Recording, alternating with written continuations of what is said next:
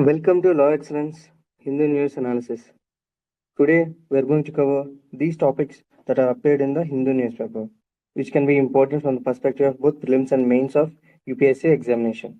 Okay. Now coming to the first article of the day. Now this article is saying that why green deposits fail to take off in India. So from the examination perspective, you have to understand first of all what is meant by green deposits, what are the benefits of it, and what are the challenges. Okay, these are mentioned in this article. Now, why these green deposits as a concept is very important from the examination perspective. See, infrastructure, investment, and energy. These are the topics that are syllabus topics of the GS paper 3. Right now, in that context, if any challenges or measures asked in that question, you can use these challenges or you can use these green deposits as a one of the example in the measures. Okay, in that way you have to use. Now first of all, what is meant by the green deposits? See, green deposits are the interest bearing deposits that are facilitated by the banks. Now why these are important? Recently RBI in April issued comprehensive framework to facilitate the green deposits by the banks. Okay, now what does it mean? Why it is called green deposits? See, if any person is depositing under the name of green deposits, that particular amount of money should be used for lending, especially to the projects of sustainable development, energy transition, or what is generally called as green projects that are somewhat helpful for the environment. Okay, that is what green deposits mean. Now remember from the examination perspective, these are interest bearing. Okay, these are interest bearing, just like normal deposits only. You know that generally banking principle that if we deposit money in the banks use these deposits to lend to other people. Okay, this is what general banking principle, right? No. Okay. Now, likewise, certain deposits are considered as green deposits. Now, the amount of this green deposits should be used by the banks to lend to the people who are investing in the, infrastructure projects such as sustainable energy or energy transition. And this article is saying that certain projects are like solar energy, wind energy, biomass, hydropower, or any transportation such as, transforming into electric vehicles, sustainable waste management, green buildings, organic farming. These are just an examples, okay? Examples of green activities. Now the like this, okay, these are the things. Now author is saying that these green deposits failed to take off because it was framework is given 20 months back, but still these green deposits are not taken off.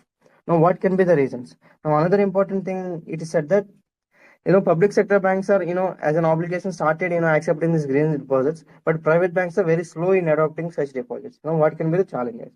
The first and foremost challenge that was mentioned in this article is that bond market. Now this article is saying that India has the largest population and financing requirement is very huge, but still the bond market is very much not developed in India properly. Bond issuers are very less. That means the lenders are very less, other than the banks and all those things. Okay, that is what one of the challenge.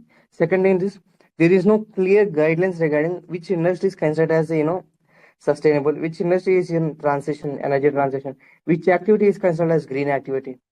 Because people may deceive the banks also that this particular activity is also green project and things like that. There is no proper ombudsman to look after that. That's the first thing. Because there is less restrictions to get the loan under this green deposits and all those stuff. That's why. Next, normal needs of business and people. Now the banks are saying that we have a responsibility of millions of people who are coming for loans, either in the form of jobs, MSMEs, and things like that. Okay, so we need to address that also. But presently we have less amount of money. How can we consider this green deposits issue? That is what banks are saying. Another important thing is low interest rate. See, these green deposits having low interest rate compared to the normal deposits. For example, it is being said that for a 2 to 3 year term, for example, let's say for general deposits and for general public, it is 7% interest rate. For green deposits, it is 6.65. So hence, it is less appealing to the people also to deposit money in the green deposits as they are getting less interest. Next, customer focus on higher interest demand. Now, banks are also saying the customers are not worried about whether it is a green deposits or non-green deposits because they are demanding that higher interest rate. Those or where the higher interest is getting, they are focusing on that area. That is the case.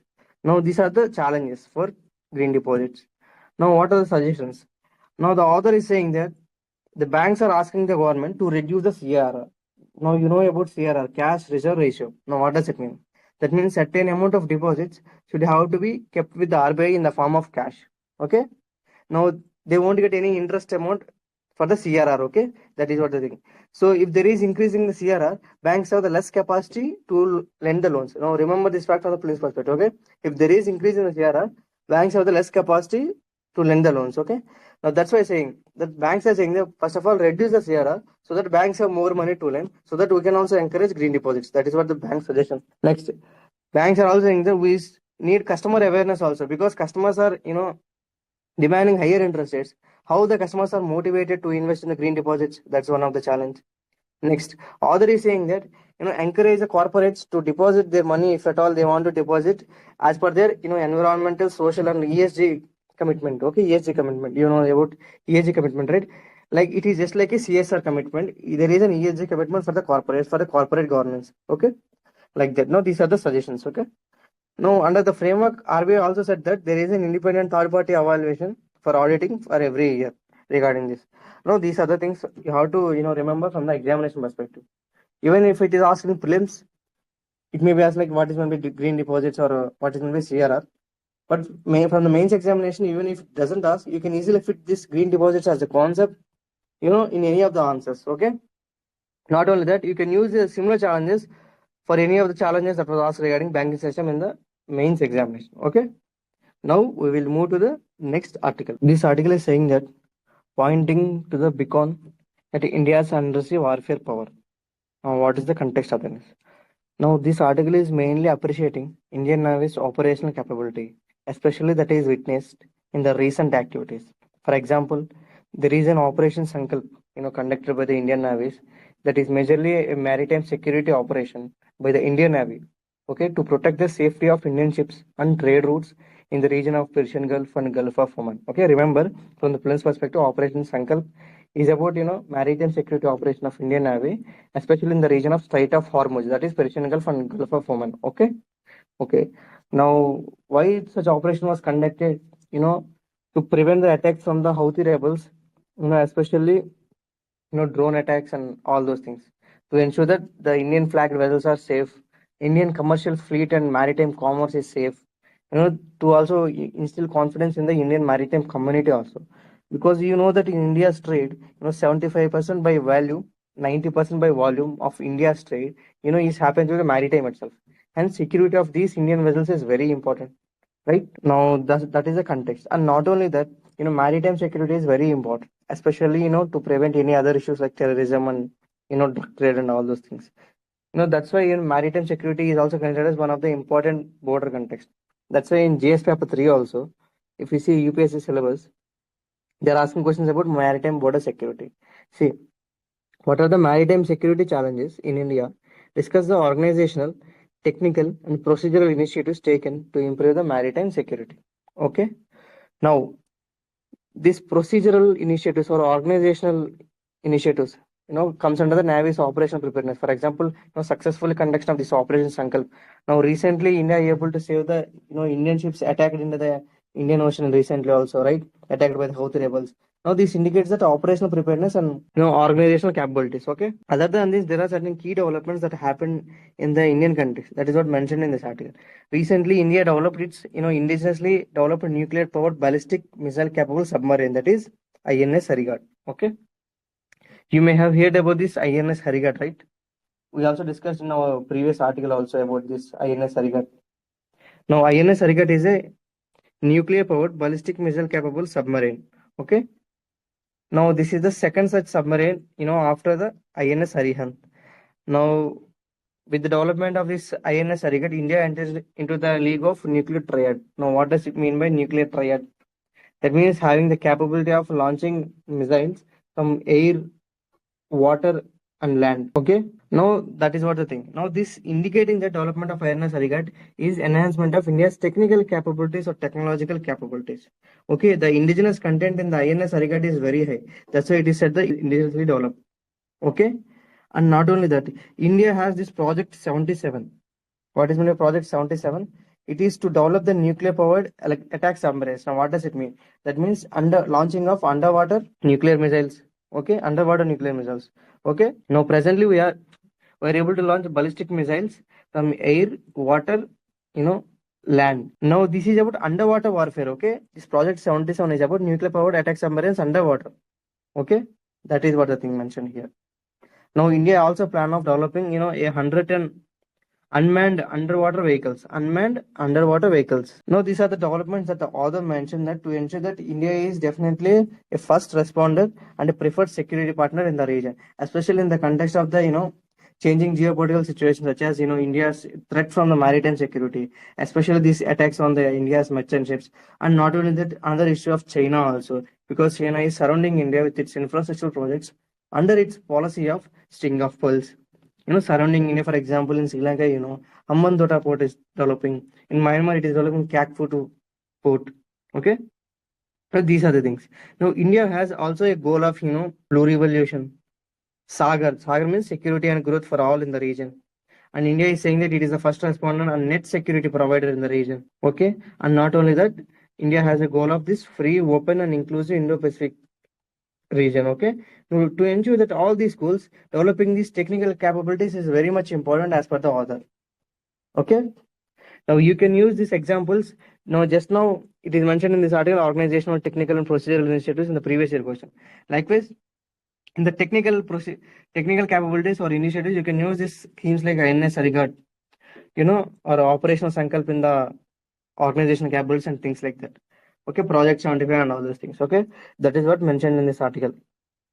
And another important thing that I mentioned is that because of the goodwill of India, recently India signed MOUs with other countries, such as USA, Germany, Japan, Spain, also in developing such type of submarines in which they are also accepting technological transfer, condition of indigenous content, all those things. Okay, this indicates that the strategic and defense cooperation between the countries. Okay, now these are the things mentioned in this article. Just give yourself 1 minute so that you can link to the multiple syllabus topics and you can write in the examination. Okay, now we will move to the next article. Now, this article is saying that center must overhaul the GST. Current system has loopholes set by Congress. Now, we don't go into the politics of it, but we will understand what are the loopholes and challenges in the GST because goods and service tax, it is a comprehensive multi-stage destination based and indirect tax. Remember, it is an indirect tax which is destination based.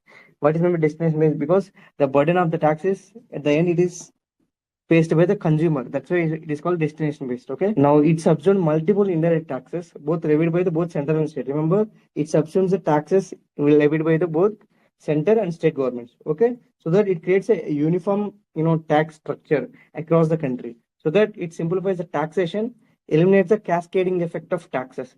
Now, what is the cascading effect of taxes? Cascading effect means that imposing the multiple taxes on the same product. For example, let's say a product is moving from one state to another state.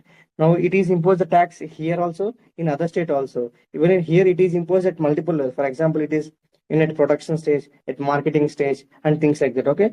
To avoid all those things, there is only one tax, that is GST. That's why it is said that it removes cascading effect of taxes. So in this way, it promotes ease of doing business also, right? That sort of thing. Now, from the examination perspective, you will have to understand that what are certain things that can be important from the prelims and mains perspective also. There are certain constitutional articles also that you can mention in your mains answer. Okay. Now, first of all, it is the 101st Constitutional Amendment Act that introduced goods and service tax. Okay. And next, this GST, Constitutional Amendment introduced certain articles. Now, what is that? Now, Article 246A. What does it mean?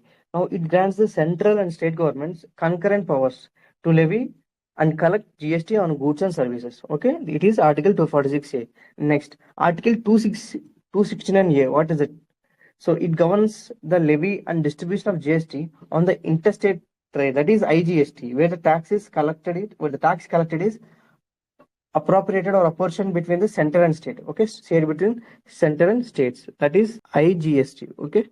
Next, Article 279A. Now, remember, this is very important. Article 279A, establishes the GST Council. Okay, GST Council is a constitutional body. Remember, GST Council is a constitutional body because it is established as per the constitutional provision. Okay, which is responsible for making recommendations on the GST rates, exemptions, and related matters. Okay. Now, remember certain facts regarding the GST Council also. It can be important from prelims perspective, right? Now, it is a constitutional body. That's the first thing, right? Next, this is chaired by the Union Finance Minister. Okay. Now, this body has representation from all the states. Remember this thing. Okay. Now, the decisions in GST Council require a 3/4 of the majority. Okay. They require 3/4 of the majority vote. Now, central government is having already 1/3 weightage, and states collectively having 2/3 weightage. Okay, remember this. Okay, center is having 1/3 weightage. Now, state is having 2/3. Okay, this is something you have to remember regarding the GST concept. Okay. Now, from the examination, we try to remember certain taxes that are subsumed under GST from the central level. That is central excise duty, service tax, additional custom duty. Now, additional custom duty is also called as countervailing duty, right? Another thing is special additional custom duty and things like that. Okay. Some of the state taxes can be now value-added tax. Now, why I'm saying this tax is subsumed, because previously in mains it is asked that now what is meant by GST, what are the taxes subsumed under GST, what are the benefits and challenges in. So GST as a concept is repeated multiple times in GS paper 3, and it was asked in GS paper 2 also, in the concept of fiscal federalism. Okay, that's why I'm saying this. Next, state taxes include value-added tax, sales tax, octroi tax. I think another one is the entry tax, entertainment tax, purchase tax, and things like that. Okay. Now there are criticisms mentioned by author in this article. Okay. Not only that, some of the other challenges also. Like another one is complex tax slabs. Now it is being said that India GST structure has multiple tax slabs. For example, about it is 0%, 5%, 12%, 18%, 28%. Okay, this contrasts with the simpler GST systems in countries like Singapore. Singapore has GST, but it is only single rate of GST. Okay, now that's one thing, one challenge. Okay, but there are specific challenges mentioned by the Congress, which can be important on the examination also. You can mention there also. Now, what are the loopholes in GST? As per this article. Now, this article is saying that one of the major loophole is misclassification. Now, what is meant by misclassification? See, misclassification of goods under the GST means deliberately or accidentally categorizing certain goods or services under incorrect codes. This leads to application of inappropriate GST rate. For example, this lead to tax evasion, loss of revenue for the government, and also compliance issue for the business also. Now, how does it happen? See, businesses intentionally miscalculate certain goods or services, to benefit under the lower GST rate. For example, let's say categorizing, premium chocolates, under a sugar confectionery, to avoid a lower tax rate. Okay, that's one thing. Now, another issue in misclassification is, one is intentionally doing, another one is, ambiguity. That is overlapping the descriptions and lack of clarity about the under which code of registration a particular product is coming from. This lead to misclassification disputes also, right? Another thing is accidental misclassification. That means there can be errors in understanding these codes of HSN. That HSN means harmonized system of this nomenclature, right? And people also lack of awareness about the correct classification, right? No, this is one of the loophole, right? And there are certain examples also mentioned here. For example, it is being said that because of this misclassification, there is a loss of revenue. Now, author in this article, that is Congress, is saying that as per the GST intelligence body, which said that around 2 lakh crore is tax evasion happened. 2 lakh crore tax evasion happened. Now, that is what mentioned. Okay, another important issue is that turnover based tax evasion. Okay, now what does mean by the turnover based tax evasion? See, as per the GST, it is been said that there is a threshold exemption for registration. That is, businesses with an annual aggregate turnover below 40 lakh for the goods or 20 lakh for the services are exempt from the mandatory GST registration. Okay, now how it is being misused? Now it is being said that to reduce the turnover and all those things, they are saying that they are doing cash transactions for at least 20 lakhs and digital transactions for 20 lakhs. That means they can say the turnover is only 20 lakhs. In this way, they are avoiding the registration. Now this is one way, right?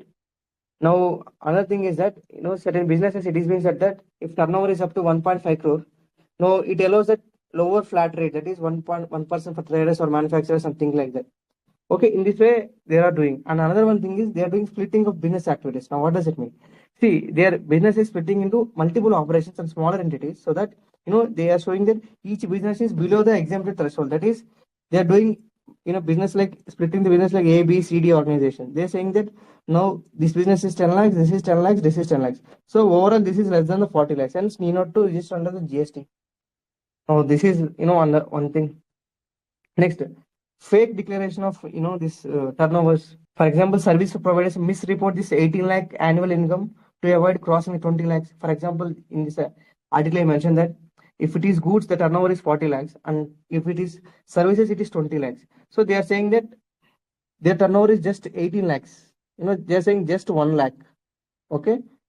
to avoid the registration and all those things. These are the things. And just now said another important thing, evasion through cash transactions and all those things. Now another important challenge is, fake invoices, fake input tax credits. Now what does this thing? Now, for example, certain people are involving, ABC group of people. They don't have actual business operations. Okay, they are unnecessarily generating certain amount of invoices. There is no amount of goods or services happen. They're saying that I bought something from B saying that B is, we sell something to A. Now actually there is nothing happening at the ground level, but they're generating fake invoices and all these things. Because of this, they are, generating input tax rate and all those things, right? This is one of the challenge, right? Another is bogus shell companies are happening. Now, what happens? There are fraudsters who create shell companies with fake addresses and identities. Why? To issue the fake invoices and vanish after facilitating these ITC claims. No, these are deregistered after evasion is detected. Now, in this way, there a lot of money is also wasted. Tax evasion is happening, loss of money to the government also. No, these are the challenges mainly mentioned by this article. No, we already discussed the regular challenges of GST in our previous articles, also previous videos. Now add these four things to that, it adds value to the answer also, okay? Because these are, mentioned in this article is also. Now these are the things you have to remember. Now we will move to the next article. Now this article is saying that India cannot be intimidated to conform, says Jaishankar. Now this article have the context in which in one of the conference, External Affairs Minister Jaishankar given his speech. In his speech, he has given certain sentences which can be used in GS paper 2 international relations. Okay. Now, majorly is talking about the cultural heritage of India, how it can be used in the global arena to increase the influence of the India and also position India as a global power. Okay. Now, this is what mentioned in this article. Now, the article talking about the speech of External Affairs Minister. Okay, Jaishankar is saying that India will do what is right in the national interest and global good. Okay, remember these keywords. It can be used in the answer. It is saying that India will do what is in the national interest of India and also for the global good. Because that's why India is saying that we are Vishwa Guru or Vishwamitra, that is global friend. Okay, in that context. Another important thing mentioned by the Jaishankar is that independence doesn't mean neutral. That is, if any choice India is taking, you cannot expect that India is always neutral, because India having independence to take its own decisions. That means it have sovereignty to take the political decisions. It does not always means neutrality. Okay, independence means it can align with what is right as for the India also. Okay, that is what mentioned, and no one can dictate us what to take as a part of its decision making. Okay, India can only progress if it doesn't lose Bharatiyata. That is what said. Bharatiya means it's talking about the Indian cultural heritage. So India cultural heritage has a lot of good cultures, that involves a lot of negotiations, good lifestyles. Presently, world is facing the issue of sedentary lifestyles, lifestyle diseases and all those things. India has given this yoga for global. Yoga is celebrated worldwide, right? And there are many things. Ayurveda, that medical tourism is growing a lot in India, right? Many people coming to India, to take the medicine from Ayurveda and things like that. So India has given a lot of things as per its civilization, cultural heritage. Hence, you should not look for modernity in other countries. Okay, India is modern in itself in the Indian context, because modernity is a multiple dimensions. Now, Indian modernity is different from the Western modernity. Okay, don't import your modernity from the Western countries. Now, that is what the author is saying, or the Jaishankar is also saying. The author Jaishankar is saying that modernity is not equal to not rejecting rejecting Indian heritage. Modernity doesn't mean that importing Western heritage. Okay, modernity is about conserving the local heritage, taking the best from other cultures. Celebrating and glorifying the what is best in our culture. Okay, that is what Jaishankar is also saying, and he specifically emphasized about the role of the youth. He said that now youth are pervasive in it. That is, they are present in everywhere. So in different platforms, including social media and everywhere. So they use those platforms to promote the culture of India, especially the pride of culture. You have to feel pride of your culture and spread it. The best thing of our culture. Then only India can become a superpower. Okay, India, if want to become a superpower or influence in the increase its influence in the global arena, first of all, people have to develop pride in our cultural heritage. First, Indians have to develop, and next, it will easily spread to the other countries also. Especially, they respect the Indian cultural heritage. Now, because of that soft power, India can fully leverage the culture to become really the global superpower. Now, that is what mentioned in this article. Okay. Now, in the present context, in the global stage, there are opportunities and challenges. So, India can embrace this role of global leader only with leveraging the fully cultural heritage. Now, this is what mentioned in this article, okay? And try to use these points, keywords in the international relations answers of, GS paper 2, which can be useful, okay? Okay. Now we'll move to the next article. Now, this article is saying that global warming fight as a challenge for India. Okay. Now, what is the context of the news? Well, the context of the news is that the author is saying, financing the climate mitigation or climate adoption by India is a challenge. Now, why it is a challenge? Because the climate finance is not properly, direction. Now, what does it mean? Now, COP 21 conference was happened recently in Azerbaijan. Now, the author is saying it is disappointing. Why is it is disappointing? Even though developing countries are asked for around $1.3 trillion per year, now, developed countries only promise 300 billion per year, from diverse sources by 2035. Now, this is what given, and that too, this is only non-concessional finance. Now, what is meant by non-concessional finance? That means they may be having, interest on the loans that they are giving. They may not be giving grants. They can be given from the private finances such as investments and things like that. It can be diverse sources, not only public sources. Now, this is one of the issue. Another important challenge mentioned by the author is that discoms. Now, discoms health in India, that is distribution companies of power sector, is not good. Because of this, this discourages the private sector to invest money in the green energies. Okay. Now, this is one thing, and also lifestyle changes are happening now. Energy intensity is increasing. Now, technology is increasing because, especially artificial intelligence and new computing technologies, these require more energy. Okay. Even in this article, it is mentioned that companies like Microsoft and other tech companies are moving to nuclear energy. Why? Nuclear energy has more density. That is, the cost of nuclear energy is less compared to the other renewable energies. That is what mentioned by author. But the time is very less because the author is saying that though every country is, almost every country, planned for net zero. For example, European Union by 2050, China promised by 2060, India by 2070. Now we don't have that much time. That is what said by author, because as per the World Meteorological Organization, 2023 is the hottest year as per the recorded.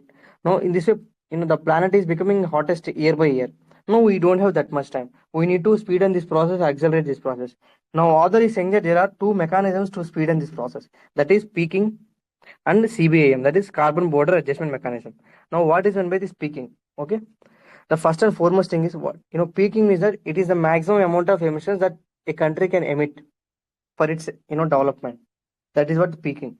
Now, after this, the countries can only emit less amount of money. For example, let's say India is emitting this much amount of, it is the maximum that it can emit based on this all the economic activities. Now, beyond this, it cannot emit. Now, from here, because of the technological advancement, economic advancement, it has to reduce its emissions. Now, this range is called peaking. Now, the author is saying that developed countries reach its peak level. Now, only they have is they can only reduce the emissions that's possible for them. Okay. Now, but India is less emitting compared to the global averages. Now, the reason being is that India is an emerging economy, still not completely developed. And not only that, the author is saying in India, the energy demand is, that is electricity demand is one third of the global average. Okay. Now, we have many years to reach the level of peaking. So, we have not yet reached the level of peaking. But the thing is that in the future conferences, future UNFCCC conferences, it is being said that developed countries may obligate, developing countries to declare yourself as a peaking. That means before reaching the actual peaking, stop emitting more, now start reducing. That's what the future it may be said in the conferences. Now, by understanding these things, China already developed 200 gigawatts of new coal-based power plants. Okay, the author is saying that India also should increase its generation of power as per its increasing development demand. Okay, to ensure that the demands are met, so that after few, at least after a decade after, we can ensure that India reach its peaking. Now, this is one way of ensuring that we can achieve net zero by at least 2050. That is what the author is saying. Another important thing the author is saying that CBAM. What is meant by CBAM? Carbon Border Adjustment Mechanism. Now, this is a mechanism used by the European Union to ensure that a carbon tax is imposed on the certain goods in which such goods are carbon intensive. For example, let's say steel. Now, steel is one of the major component in exporting by India to the European Union countries. Now, steel is a carbon intensive process. By making steel, a lot of carbon is emitted. Now, to control these things, what is doing European Union? European Union can impose carbon tax in the carbon, steel exporting from India. Now, this is non-competitive, or Indian goods become uncompetitive in the European market. Now, this is against the India's interest. So that to prevent such things, India may go for carbon neutral or energy transition. Likewise, many other countries can go like that. That is what the plan of European Union. That is what the mechanism of carbon border adjustment mechanism. Okay. Now this is one way, so that countries can ensure that their trade is sustainable. That is what this mechanism is. This is one way, so that in the less time we can achieve net zero. That is what author is saying. Another important thing is that there are many ways of achieving the renewable energies, but among all those renewable energy, it is a nuclear energy that is feasible. That is what the author is saying. Why? The cost of generation also is very less compared to other things. That is what mentioned in this article itself. Okay. The author is saying that to generate a unit of electricity, the tariff for nuclear power is just 3.8 rupees a unit. But if it is other renewable energies, it is around 7.5 rupees a unit, or it is around 5 rupees. No, nuclear energy is competitive in this way also. Right? Now, this is what the author is saying. But the author is saying that India is very lacking in this context, because if you see other countries such as France, 75% of electricity generated is you know from nuclear energy in France. 20% in US, 20% of the electricity generated in US is from the nuclear energy. But in India, it is just 3%. No, we are lagging or behind we are. No, that is what the author is saying. We need to ramp up the nuclear power requirement with government support. No, this is what the author is saying. Okay. These are the things at least you have to keep in mind. At least you can use these 2 points, that is global peaking of carbon emissions and carbon border adjustment mechanism in the GS paper 3 answers to reduce the greenhouse gases. Okay. Or one third of the global average. Okay, India's energy consumption is, especially electricity consumption, one third of the global average. Now, this is the fact again. 2023 is the hottest year. This is another fact. Okay. Now, these deadlines of net zero also facts you can use in your answers. Okay. Try to use these things. Now, if you want to know certain facts of the nuclear energy and all those things, see, India is generating 3% of its electricity from the nuclear power. Remember that. Okay. And next thing, India has around 23 nuclear reactors in 7 nuclear plants. Okay, that's one thing. Now, the oldest nuclear plant in India is Tarapur. Okay, the largest nuclear power plant in India is Kudankulam in Tamil Nadu. Okay, this is the largest operating nuclear power plant in India. Okay, now these are things at least you have to remember. Okay, currently operating 23 nuclear reactors, 7 nuclear power plants. India is generating 3% of its electricity from the nuclear. We have presently installed capacity of around 8,000 megawatts, around approximately. Okay. Okay, this Tarapur is in Maharashtra. These are the basic facts. Okay, it can be asked in the prelims. That's what I'm saying mostly. Okay. Now these are the things at least you have to remember from the examination perspective. Okay. Regarding global warming and climate finance is a repeated topic in the paper of JS paper 3. Okay. Try to use these points in your answers. Okay. Now that's all for today. Thank you.